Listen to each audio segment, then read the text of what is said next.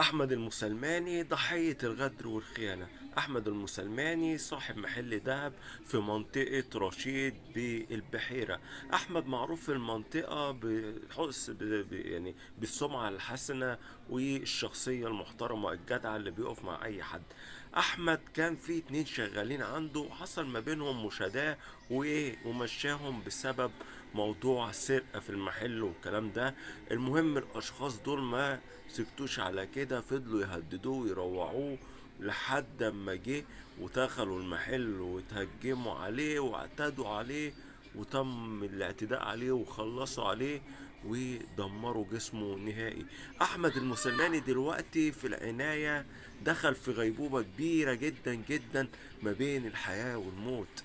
يا جماعة احنا بقينا عايشين في غابة، عايشين في غابة. كلها دلوقتي بقت بلطجية، وكلها دلوقتي بقت بتشيل سلاح، وكلها دلوقتي شايفة نفسها محمد رمضان وقلب الأسد وعبده موتة وأغاني المهرجانات اللي يقولك رفعت فيها مش عارف مطوتي، رفعت فيها سكنتي. وبقينا في مجتمع غريب جدا.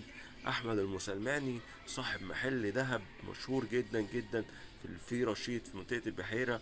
هو اصلا من اسكندرية، شاب صغير في السن زي ما انت شايف، تعرض لاعتداء بسلاح ابيض وضربوه لحد ما دخل في غيبوبة ما بين الحياة والموت. وكالعادة مننساش نعمل شير عشان نجيب حق احمد المسلماني واللي زيه. احمد المسلماني تم الاعتداء عليه في رشيد. احمد المسلماني تاجر دهب محترم جدا في منطقة رشيد بالبحيرة. احمد من اسكندرية فتح محل دهب، تاجر دهب في البحيرة في رشيد. معروف في المنطقة بان هو انسان كويس وبيعامل الناس بشكل كويس، ولو حد احتاج له بيقف جنبه ما بيسيبوش. المجرمين اللي انت شايفهم تحت دول، واحد اسمه فارس عادل المنسي والتاني اسمه سيف احمد الجمال. الاتنين دول كانوا شغالين عنده، وحصل سرقة في المحل بسببهم، هم اللي سرقوها وطردهم من المحل. يسكتوا ما يسكتوش، يعدي الايام والليالي يخلوه هو راكب عربيته، يروحوا معتدين عليه ومخلصين عليه في الحال.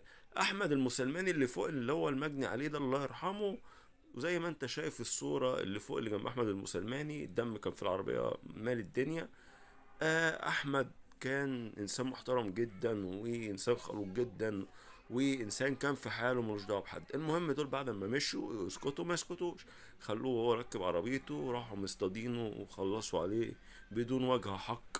واحنا بنطالب القضاء المصري الشامخ ورجال الامن المحترمين بالاعدام ل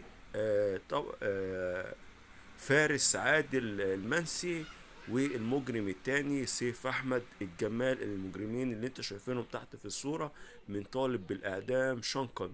ما تنسوش يا جماعة تشاروا الفيديو ده عشان نقدر نجيب حق احمد المسلماني، وكالعادة ما تنسوش تعملوا شير.